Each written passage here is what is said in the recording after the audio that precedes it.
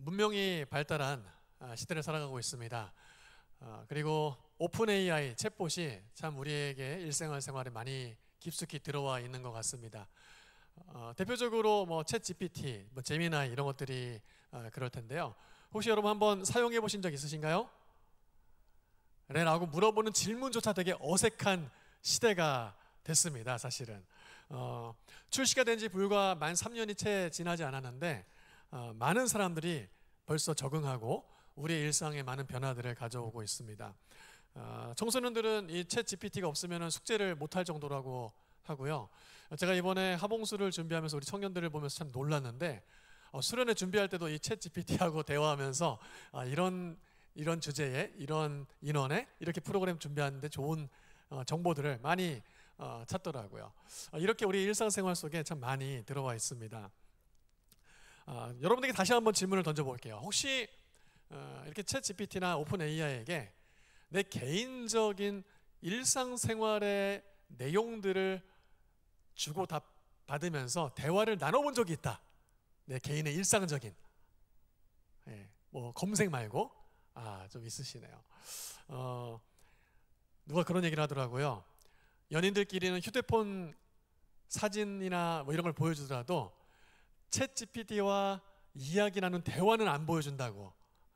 그만큼 점점 더 은밀하고 사생활에 관련된 이야기들을 이 챗 GPT와 가감없이 이야기를 나누는 시대가 왔다고 합니다. 카이스트의 뇌과학 분야의 교수로 있는 분의 인터뷰를 보게 되었는데요. 사람들이 점점 AI와 진지한 대화를 시작을 했고 이것이 점점 가속화되어 갈 거라고 예견을 했습니다.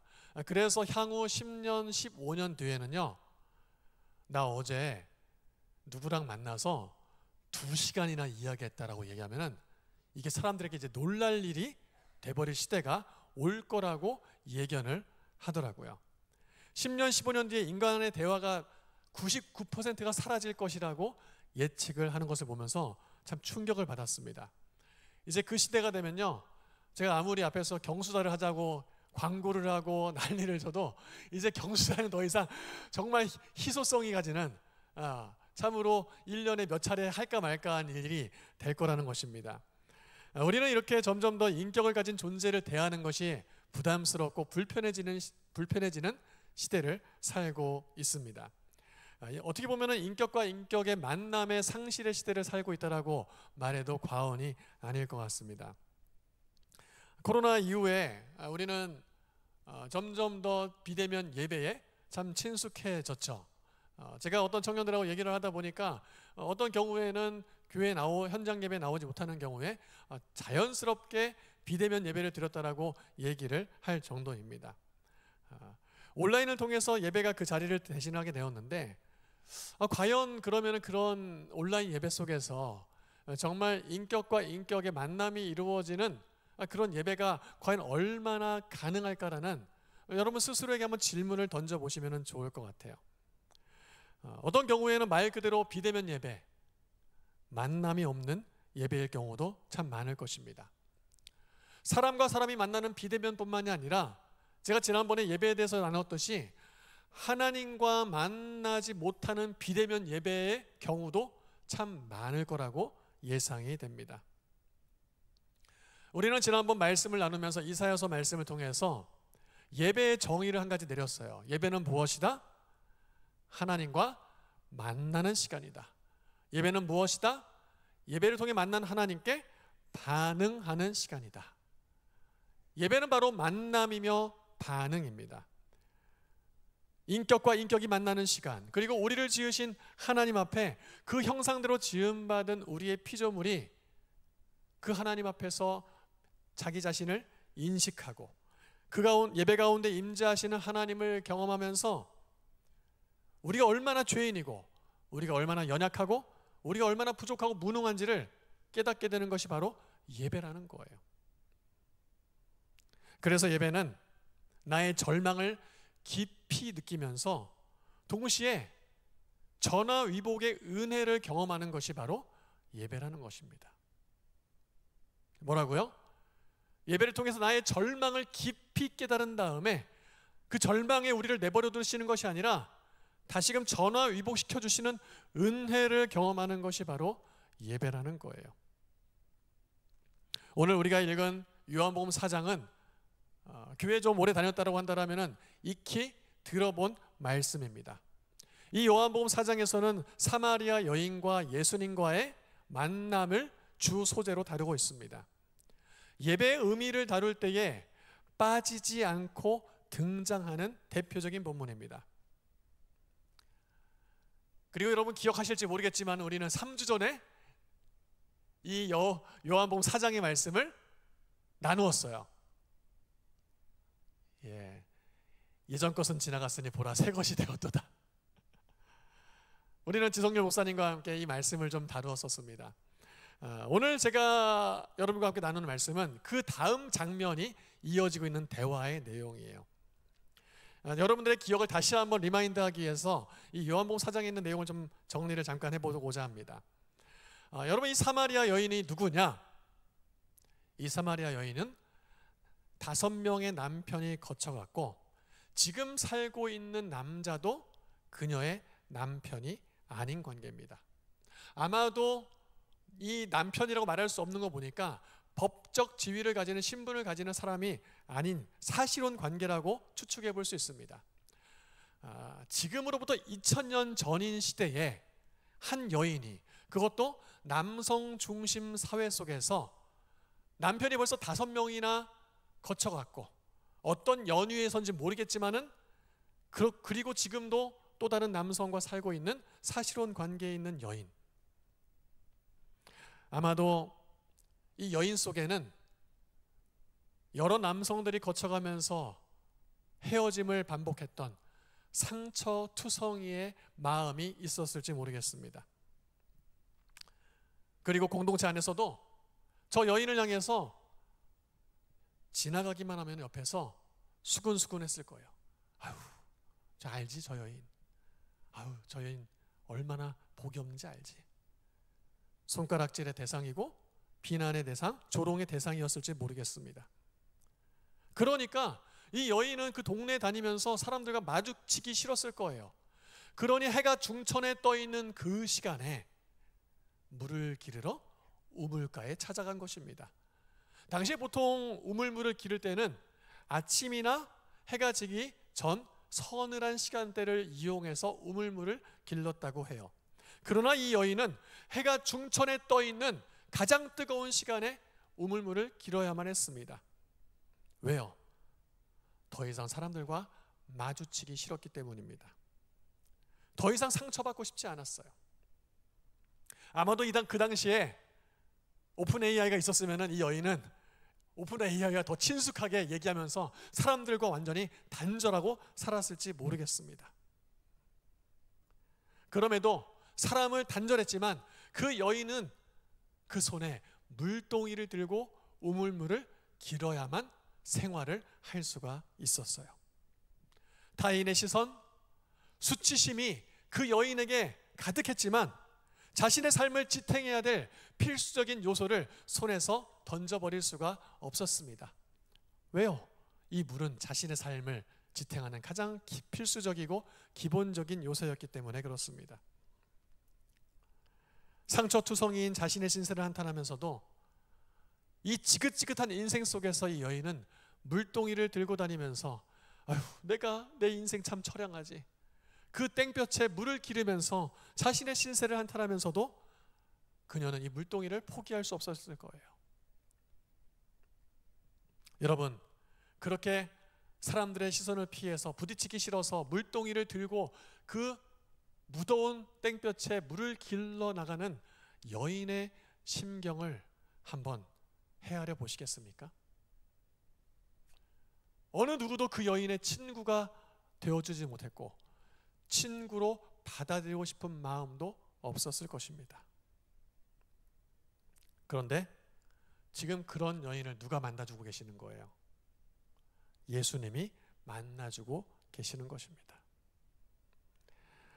예수님께서 그 여인을 만나시면서 그 여인에게 이렇게 말씀을 하시는 거예요.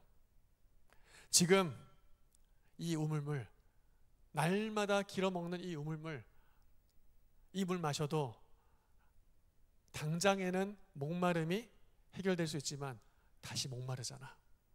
그런데 내가 주는 물은 한 번 마시면은 영원히 목마르지 않을 물이야. 더 이상 사람들의 시선을 피해서 이 더운 시간에 물 길러 오지 않아도 괜찮아. 이 여인에게는 매우도 혹하는 제안이었을 거예요. 그렇잖아요. 이제 이 물동이를, 지긋지긋한 거를 이제 버리고 물들어 오지 않아도 된다고. 여인이 당연히 예수님에게 그렇게 요청을 하죠. 그럼 그 물을 내게도 좀 주시고 다시는 이 물을 기르러 오지 않도록 해주십시오. 그런데 갑자기 예수님께서 엉뚱하게 요구를 하십니다. 예수님이 어떻게 말씀하시느냐? 그래, 내가 주는 물을 마셔라라고 하지 않으시고 가서 내 남편을 데려오라고 말씀하셔요. 제가 앞서 얘기했던 이 사마리아 여인의 이 상황, 그 2000년 전에 참으로 비참한 시간을 보냈어야 됐던, 자신의 신세를 한탄했어야만은 이 여인에게 예수님께서 물을 주겠다고 해놓으시고는 물 달라고 하는 이 여인에게 뭐라고요? 가서 네 남편을 데려오라고 말씀하시는 거예요. 여러분, 예수님 좀 어떠신 것 같아요? 받아들여지세요? 아마도 성경에는 기록되지 않았지만은 예수님을 향한 이 여인의 마음이 이런 마음이지 않았을까요? 아니, 지가 물 준다고 해놓고서는 갑자기 왜 남편을 데려오래? 아니, 물 먹는 거하고 남편하고 도대체 무슨 상관이야? 아마도 여러분들이 생각하는 그런 마음이 이 여인의 마음속에 들었을지 모르겠습니다. 그래서 대답을 이렇게 해요. 난 남편이 없어요. 우리 예수님, 그럼 이 정도 됐으면 그냥 넘어가시면 참 좋으련만. 우리 예수님 그렇게 호락호락한 분이 아니세요. 어떻게 말씀하십니까? 그래, 당신 말이 맞아. 남편이 없다고 하는 당신 말이 맞아. 이미 5명의 남편이 있었고 지금 살고 있는 사람도 네 남편이 아닌 거, 그러니 네가 말하는 남편이 없다는 말이 맞아라고 다시 한번 팩트 폭격을 하십니다. 예수님은 어떻게 보면 그녀의 가장 연약하고도 아픈 상처를 지목하고 드러내셨어요.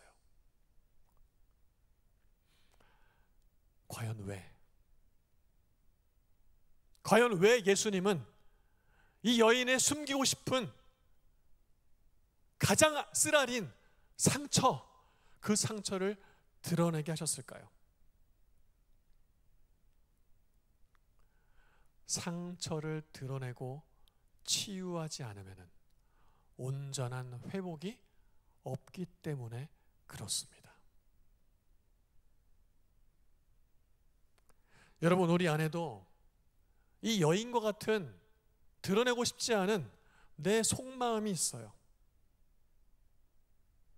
여러분 안에도 이 여인처럼 다른 사람들의 시선 속에서 좀 자유롭고 싶은, 해방되고 싶은 그 마음속 응어리들 또는 상처들이 있을 거예요.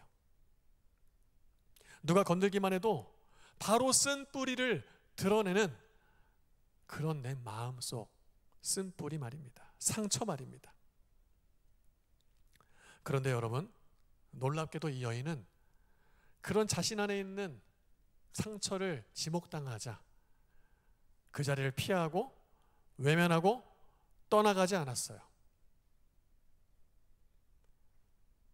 자신의 인생의 가장 아픈 상처를 끄집어낸 그 예수님 앞에 이 여인이 반응하기 시작합니다. 그리고 그 자리에서 진정한 회복이 일어나게 됩니다. 사람들의 눈을 피해 날마다 물동이를 들고 물을 길러야만 했던 그런 비참한 신세, 그래서 목마르지 않을 물을 주시겠다고 하는 그분에게 그 물 좀 달라고 예수님에게 요구했던 그 여인이 이제 자신의 상처가 드러나자, 그 상처를 만지시는 예수님을 만나자, 이제 이 여인이 예수님을 향해서 하나님을 바로 예배하고 싶다라고 이야기하고 있습니다. 하나님을 만나는 예배를 드리고 싶다라고 고백하는 거예요. 저는 이 요한복음 4장의 사마리아 여인과 예수님의 대화를 보면서 참 의아하지 않을 수가 없었어요. 아니, 자신 안에 있는 치부를 드러내는 그 예수님 앞에 갑자기 생뚱맞게 예배를 어디서 드리는 게 맞냐고 묻는 그 사마리아 여인의 마음, 속마음의 그 상태는 과연 무엇이었을까? 그녀는 예수님을 만나고 깨닫게 되었습니다. 자신에게 정말 필요한 것은 자신의 손에 들려진 이 물동이에 날마다 물을 길어오는 그런 물이 아니라 하나님을 만날 수 있는, 진정으로 만나고 싶은 그 예배의 자리를 찾는 것이 이 여인의 가장 근원적인 문제였던 거예요. 간절함이었던 거예요. 여러분 한번 생각해 보십시오. 그 물 기르러 가는 자리조차 사람들과 만나고 싶어서 이리저리 피하는 시간을 잡았던 이 사마리아 여인, 과연 사마리아 여인이 그들이 사마리아인들이 모여서 예배드렸던 그리심산에서 가서 예배 드릴 때 그 예배 드리는 그 마음이 편했을까요? 여러분, 우리 이 자리에 예배 드리면서도 예배 드리는 서로를 바라보면서 여러분 스스로 판단하고 평가할 때 있지 않습니까? 아니, 교회 오는데 복장이 저게 뭐야? 아니, 앞에 찬양하는데 찬양팀이 표정이 왜 저래? 자세가 뭐 왜 그래? 아니, 찬양하는데 이렇게 짝다리를 짚고 하는 게 이게 맞는 거야? 예배 드리면서 옆 사람을 보면서 찬양 드릴 때 손 들고 싶은데, 좀 큰 소리로 기도도 해보고 싶은데, 좀 눈물도 좀 흘려보고 싶은데, 아, 내가 지금 손 들고 눈물 흘리면은, 큰 소리로 기도하면 옆에 있는 사람이 나 어떻게 생각할까?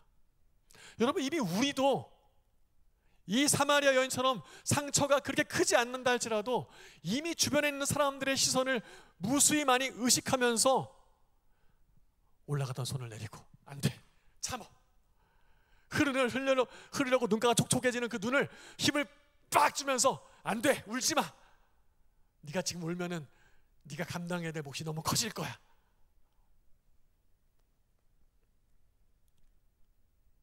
사람들의 시선이나 나의 상처들이 사람들이 문제가 아니라 이미 내 안에 있는 상처와 다른 사람들을 의식하는 그 시선이 하나님을 만나는 데 있어서 예배의 장애물이 되고 있다는 거예요. 이 사마리아 여인은 자신의 그 장애물을 건드리시는 그 예수님 메시아를 만난 이후에 이 예배를 통해 하나님을 간절히 만나고 싶은 마음을 예수님께 토로했던 거예요. 예수님이 말씀하시죠. 예배의 장소가 중요한 게 아니야. 예배의 환경이 중요한 게 아니야. 너 이제까지 많은 사람들의 시선을 받으면서 주눅들기도 하고 위축되기도 했지. 네 신세를 한탄하면서 그렇게 이 사람이 아무도 다니지 않는 시간에 물 기르러 왔지. 그런데 예배 드릴 때만큼은 그런 거 신경 쓰지 마. 예배의 형식과 장소가 중요한 게 아니라 하나님이 찾으시는 예배자가 되는 게 중요한 거야. 지금도 하나님은 그렇게 간절한 마음으로 예배하는 사람을 찾고 계셔. 이 여인은 이 예수님과의 대화 속에서 결국 예수님이 그리스도요 메시아인 것을 깨닫고 어떻게 합니까? 동네로 들어가 내가 그리스도 메시아를 만났다라고 외치며 반응하는 인생이 됩니다. 여러분, 이것이 바로 하나님과 예수님을 만난 사람의 진정한 반응이에요. 회복을 경험한 사람의 반응이라는 것입니다. 사랑하는 우리 대광의 지체 여러분, 우리 또 성도 여러분, 예배는 하나님과의 만남이고 그 만남 속에 때로는 내 안에 있는 깊은 상처, 사람들의 시선, 그로 말미암아 형성되어 있는 내 안의 편견들, 이런 것들을 우리 하나님께서 건드셔요. 그 건드실 때 여러분, 우리는 사마리아 여인처럼 반응해야 돼요. 외면하거나 그래, 내가 지금 이렇게 하면 안 되지, 무시하거나 지나치거나 묻어두거나 하지 말자고요. 때론 참된 회복이 있기 전에 그 상처의 과정들을 치료하는 과정들을 우리는 겪어야 된다는 것입니다. 그것이 어느 자리에서 일어난다는 거예요? 우리가 모여 예배드리는 이 자리에서 지금 일어나고 있다는 거예요.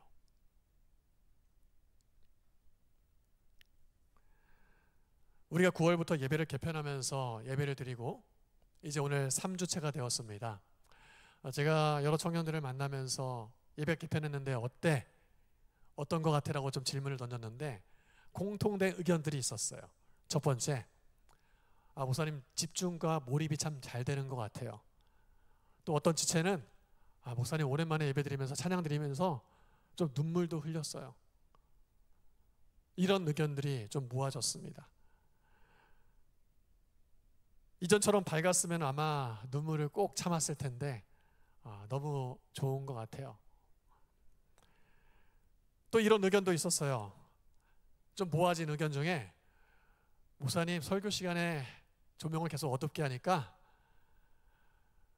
정말 잠자기 최적의 조건인 것 같아요. 그전에는 잠도 잘 어떻게 보면 이겨내고 했는데 이제는 너무 잠을 이길 수가 없어요. 잠자기 너무 딱 좋은 조명과 분위기예요. 좀 더 이런 상황들을 우리가 좀 유지하면서 다양한 의견들을 수렴하고 또 우리가 조금 더 집중하고 하나님께 반응하고 만나고 반응하기 위한 예배의 컨디션을 우리가 만들어 갈 것입니다. 그런데 여러분, 중요한 것은요, 이 모든 노력이 어떤 노력이 되어야 된다? 하나님을 만날 수 있는 몸부림이 되어야 된다는 거예요.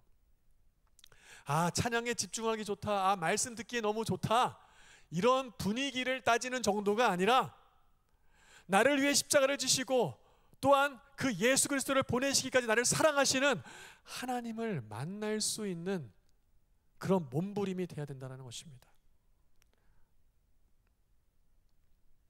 목사님, 우리가 일주일 동안 세상에서, 학교에서, 직장에서 사는데도 이렇게 몸부림치며 사느라 너무 힘든데 교회까지 와서 몸부림쳐야 돼요? 여러분, 이런 생각이 드실지도 모르겠어요. 그러나 이미 여러분, 우리 안에는 하나님을 만나기에 너무나 수많은 장애물들이 우리 앞에 놓여져 있어요. 하나님을 그대로 만나기에는 너무나 많은 세상 사람들의 시선과 편견이 나를 사로잡고 있어요. 하나님을 온전히 만나기에는 너무나 내 안에 굳어진 딱딱한 마음이 자리 잡고 있어요. 그래서 우리는 이 예배 때 이 자리에 임재하시는 하나님을 만나기 위해서 우리는 몸부림 쳐야 됩니다. 다른 사람의 시선을 벗어나 나의 아픔, 나의 상처, 나의 가치관, 내 고집, 이런 것들을 다루시는 하나님을 우리는 오늘 매번의 예배마다 만나야 되는 거예요. 오늘 말씀을 정리하면서 여러분들에게 다시 한번 촉구합니다.